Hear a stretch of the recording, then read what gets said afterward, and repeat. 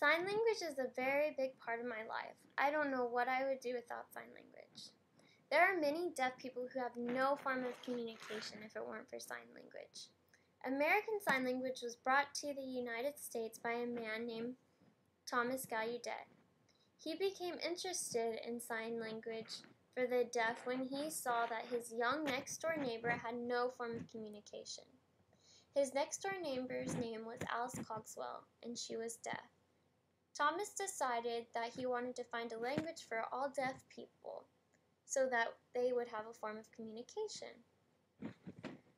So he started to research how deaf people communicated and all the different ways they did.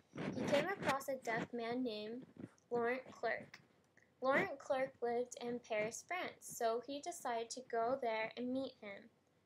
So he went there and met him, and Laurent Clerc taught him sign language, French Sign Language. So they then brought French Sign Language over to the U.S. and opened up a school for the deaf.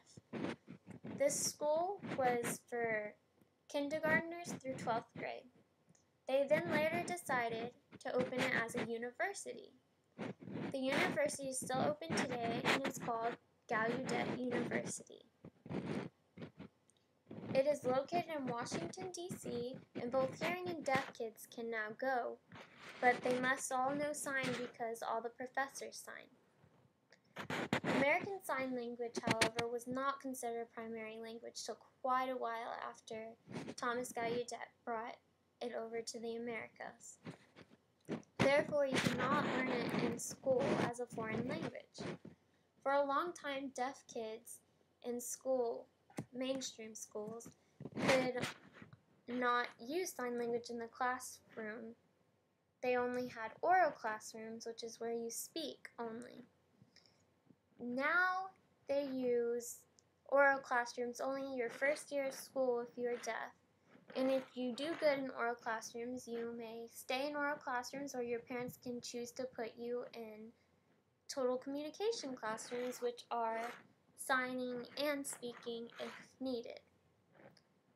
So now you just go for 1 year in oral classroom, and then you go to total communication classrooms if that's what's needed. Sign language is not just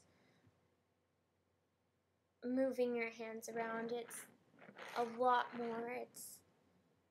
There's a whole culture behind it, and there's a lot of facial expression which you have to understand. My deaf friends think I have really good facial expressions and that I exaggerate sometimes too much, and they're always laughing at me. And it's a really important thing to have facial expression, because a lot of sign language is facial expression and body communication. So there's also not signs for everything in American Sign Language. You have to what we call finger spell words, which is just using your alphabet on your hands to spell out a word. So I'll teach you the alphabet right now. This is A, B, C, D, E, F, G, H, I, J, K, L, M, N, O, P, Q, R, S, T, U, V, W, X, Y, and Z.